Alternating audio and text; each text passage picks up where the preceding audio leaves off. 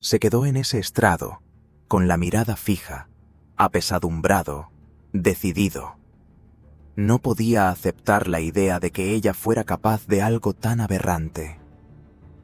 No puedo verla hacer algo así. Hasta que se reproduzca el video, decía con voz entrecortada. La mujer a quien prometió amar y proteger, una vez respetada técnica de la escena del crimen, ahora enfrentaba acusaciones inimaginables. Y lo que hacía todo aún más doloroso, la víctima era su amiga íntima. Esa mujer era Taylor Wright, y la acusada, su confidente más cercana, Ashley Britt MacArthur. Lo que comenzó como una historia de lealtad y confianza se transformó en una trama de engaño, traición y dinero oculto. Desde el inicio, muchas piezas parecieron encajar de forma casual. Pero tras una investigación meticulosa, se reveló lo impensable. No fue una desaparición fortuita.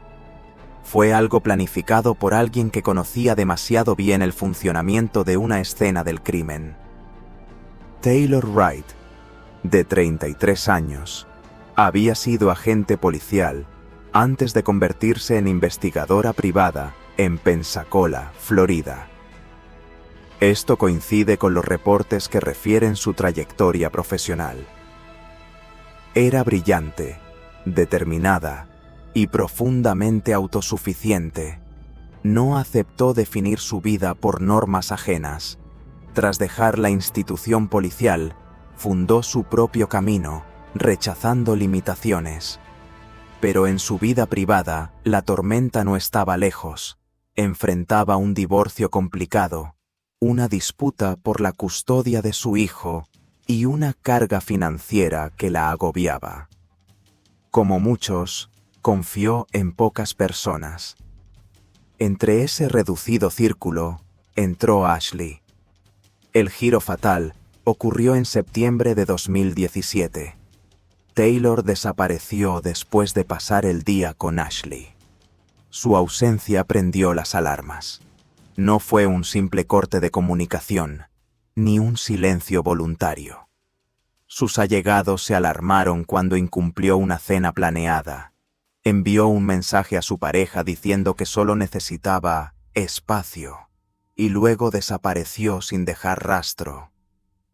Esa conducta no correspondía con su carácter habitual. No era una persona que se desconectara espontáneamente de su vida. Su novia, Cassandra, notó la diferencia inmediatamente. El mensaje sonó frío, robótico. Algo no encajaba. El miedo se convirtió en pánico cuando días pasaron sin novedades. No había avistamientos, no había señales digitales.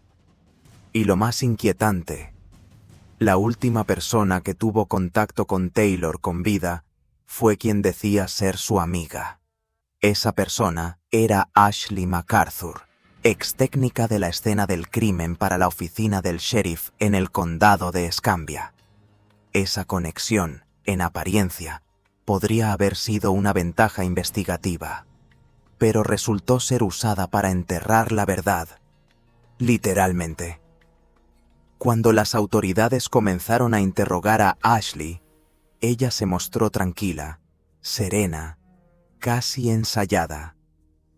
Alegó que Taylor solo necesitaba despejar su mente, que no era la primera vez que desaparecía por un tiempo, que simplemente se alejó para aclararse. Pero los investigadores no compraron esa versión. El tiempo, para ellos, se estaba acabando. Según los reportes judiciales, esa relación entre Ashley y Taylor también incluía un asunto monetario. Poco antes de la desaparición, Taylor había retirado unos $34,000 de una cuenta compartida y le había encomendado a Ashley la custodia de esos fondos. Estaba claro que ese dinero no era trivial para Taylor. Provenía de su acuerdo de divorcio y era parte de su seguridad financiera. Lo que debía estar guardado estaba en manos de su amiga. En el interrogatorio, los investigadores preguntaron: ¿eras la única que estuvo con Taylor ese día en esa granja y no lo revelaste? Ella respondió evasiva, afirmando que no sabía a dónde había ido después que la dejó, que nunca supo qué ocurrió. Insistió: no hizo nada malo, no sabía dónde estaba Taylor. Pero esa defensa empezaría a resquebrajarse. Empezaron a cruzarse piezas, registros telefónicos, datos de torres celulares, imágenes de video. Todo formaba un rompecabezas cuyo dibujo era cada vez más inquietante. La policía no halló evidencia de viajes en Uber ni taxis. Nadie la había visto subirse a un vehículo para ir a un bar o un refugio. Su teléfono nunca abandonó el área. Luego, un giro clave. El ping del celular la ubicó cerca de una granja familiar propiedad de los MacArthur. La misma granja que aparecería más tarde como escenario del horror. Mientras tanto, Blake R., investigador del caso, dirigía una orden de allanamiento a esa propiedad. Y entonces, ocurrió. Bajo tierra removida, entre bloques de hormigón y tierra para macetas, apareció un pozo poco profundo donde la vegetación apenas cubría lo que estaba debajo. Guardado en ese escondite macabro, estaban restos esqueléticos. Personas entrenadas para recabar evidencias reconocieron de inmediato que no era un entierro improvisado. Alguien con conocimiento forense había tratado de ocultar el cuerpo cuidadosamente. Pero no fue solo eso. Entre los huesos, los investigadores hallaron algo tangible, personal. El collar distintivo de balas que Taylor siempre llevaba, ese accesorio que la identificaba. Allí, en ese rincón enterrado, quedó expuesta la tragedia en su forma más cruda. No era solo un esqueleto, era Taylor. Ese descubrimiento cambió todo. Lo que comenzó como una desaparición se convirtió en un caso de homicidio. Y la persona que tenía más conocimiento para encubrirlo, una ex técnica de la escena del crimen, se convirtió en la principal sospechosa. En el centro del huracán estaba también el esposo de Ashley, Zach. Llamado para declarar, se mostró visiblemente afectado, dividido entre la incredulidad y la lealtad. Negó con fuerza que su esposa pudiera haber hecho algo semejante. Ella no es ese tipo de persona, afirmó, incluso mientras los investigadores desplegaban la cronología, las contradicciones, las cámaras, los pings. Zach insistía. Quizás era una trampa, un malentendido o una horrible coincidencia, pero para muchos, sus palabras ya sonaban huecas frente a pruebas tangibles. Mientras el caso avanzaba hacia juicio, las piezas continuaron cayendo por su propio peso.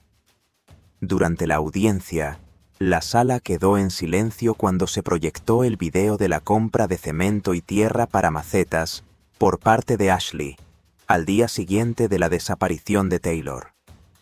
Fue una imagen que lo cambió todo.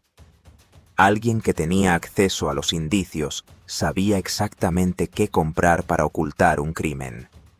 La investigación reveló que las compras se realizaron en un Home Depot y que los registros bancarios confirmaban esa transacción. Al mismo tiempo, su teléfono y el de Taylor mostraban conexiones desde la misma torre celular con solo minutos de diferencia. Los fiscales preguntaron directamente: ¿cómo terminó el teléfono de Taylor en tu camioneta? ¿Por qué estaba contigo? Su respuesta fue vacilante, confusa, llena de dudas.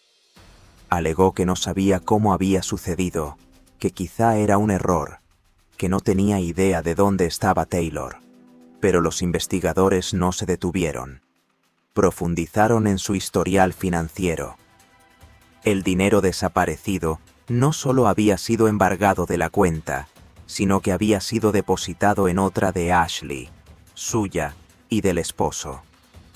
Parte de ese dinero se gastó en regalos caros, un viaje, una motocicleta.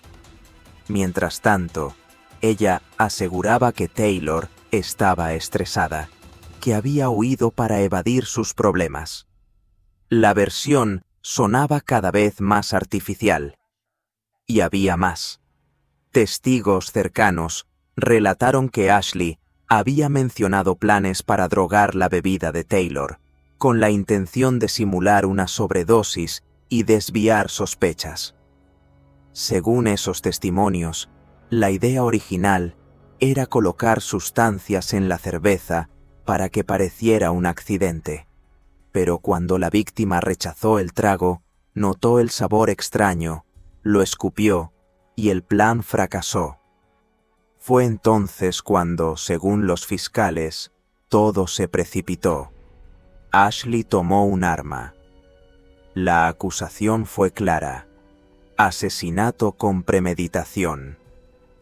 En su presentación, los fiscales demostraron no solo la intención, sino la preparación.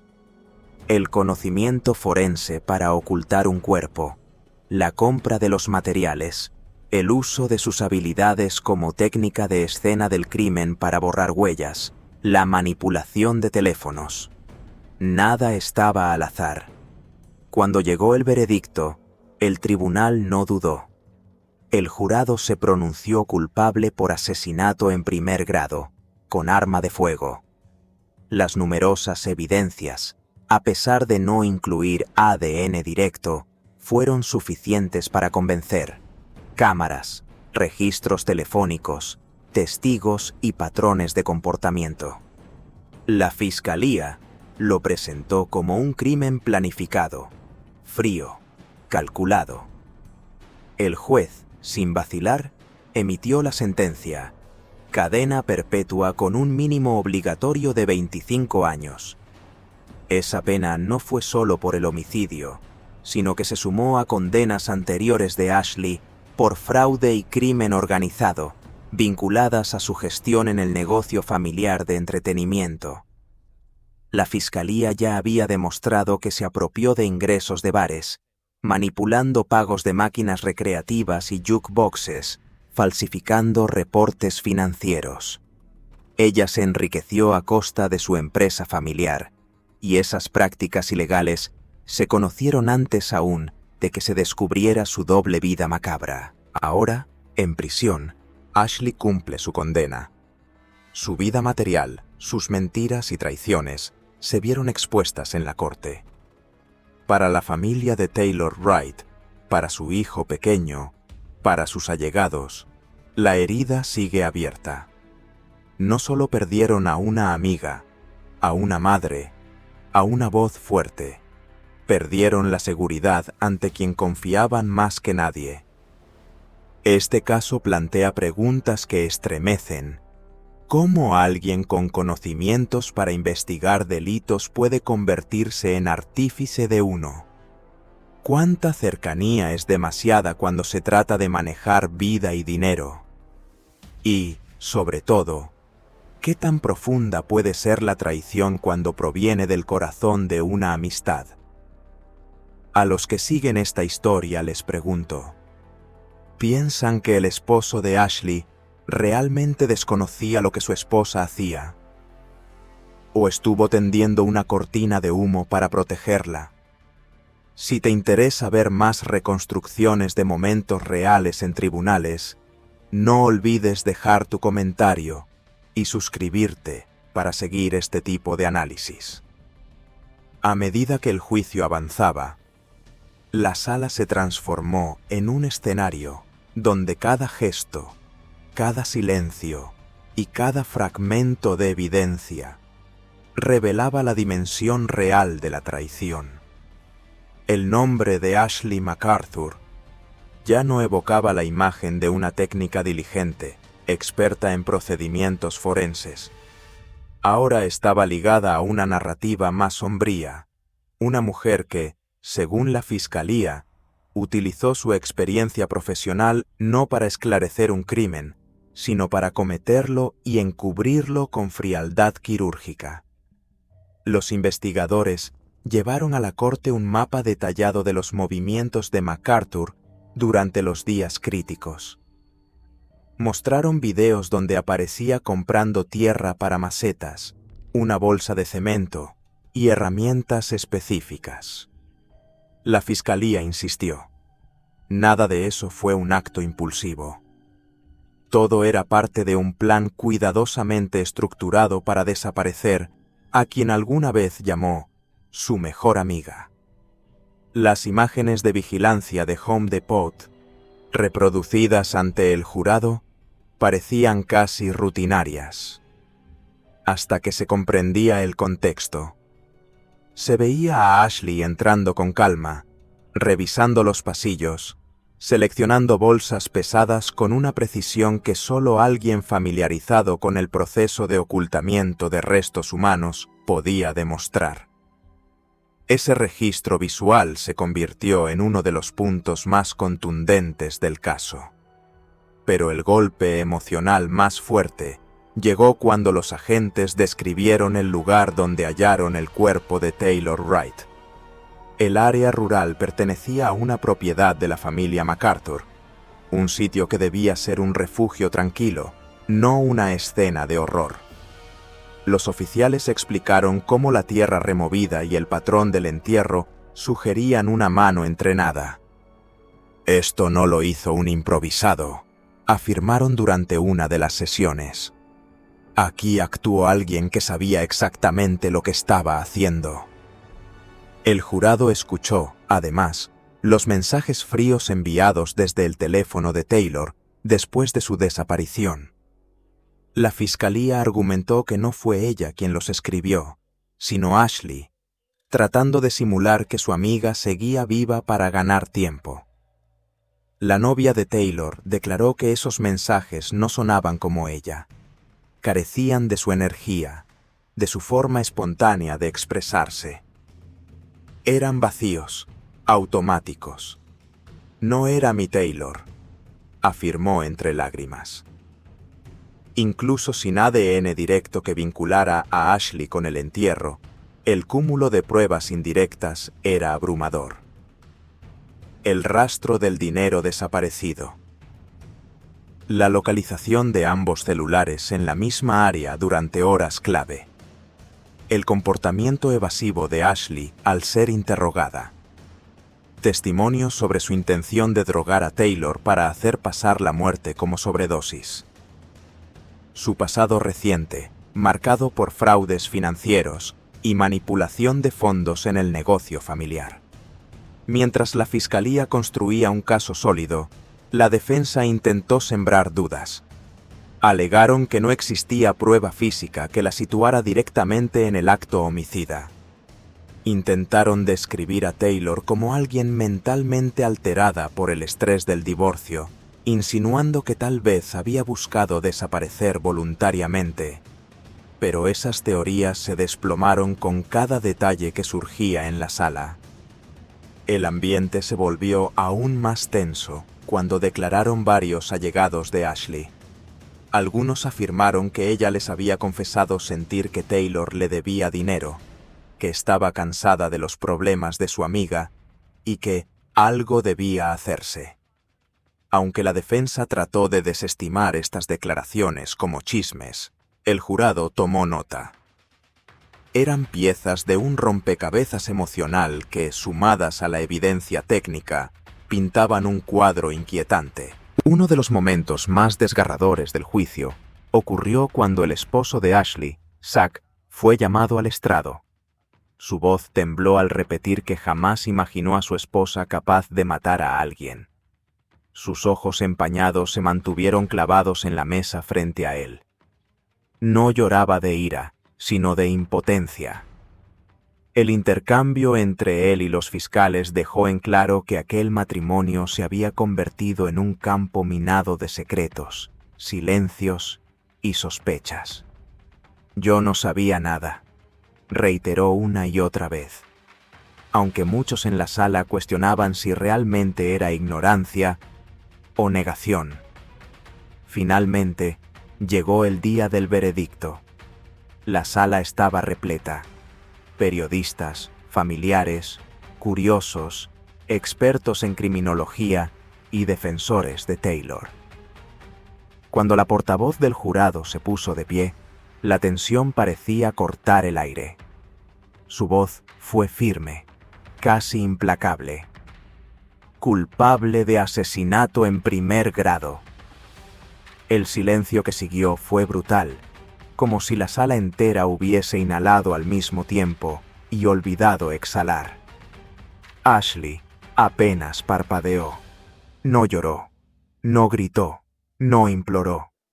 Solo se quedó inmóvil, mirando un punto indefinido, como si su mente se negara a aceptar que ya no saldría caminando por la puerta principal. El juez, con tono grave, recordó la gravedad del crimen, la traición, la premeditación y el daño irreversible causado a un niño que crecería sin su madre. Después, dictó sentencia: cadena perpetua, con un mínimo de 25 años, antes de poder solicitar libertad condicional. A esa condena se sumaron los años previamente impuestos por sus delitos de fraude y crimen organizado. Era el fin de la vida en libertad de Ashley MacArthur. Para la familia de Taylor Wright, el veredicto ofreció una forma de justicia, aunque no alivió el dolor. Su hijo quedó privado de su madre. Sus amigos perdieron a una mujer valiente, leal y trabajadora. Cada persona que testificó coincidió en algo. Taylor irradiaba fuerza. Y esa fuerza sigue resonando en quienes no permitirán que su historia quede en silencio. El caso de Ashley MacArthur dejó una pregunta que incomoda a cualquiera que investigue crímenes reales. ¿Qué sucede cuando el conocimiento técnico, diseñado para proteger a las víctimas, se convierte en un arma en manos equivocadas? Porque ese es el punto más perturbador de esta historia. La línea entre profesional y criminal no la cruza un extraño desconocido. La cruza alguien que entiende el protocolo, que domina la ciencia detrás de una investigación, que sabe cómo confundir a las autoridades y manipular pruebas, exactamente como Ashley lo hizo. Hoy, MacArthur sigue en prisión, lejos de aquellos días en los que la confianza y la amistad parecían rodearla. Del otro lado, la memoria de Taylor permanece, no como una víctima, sino como un recordatorio de lo que puede ocurrir cuando la ambición, el engaño y la traición se mezclan con la oportunidad. El caso continúa siendo analizado en foros de criminología, documentales, podcasts y debates sobre ética forense. Es un ejemplo escalofriante de cómo una relación cercana puede transformarse en un escenario de peligro mortal. Y también de cómo, en ocasiones, la justicia llega tarde, pero llega.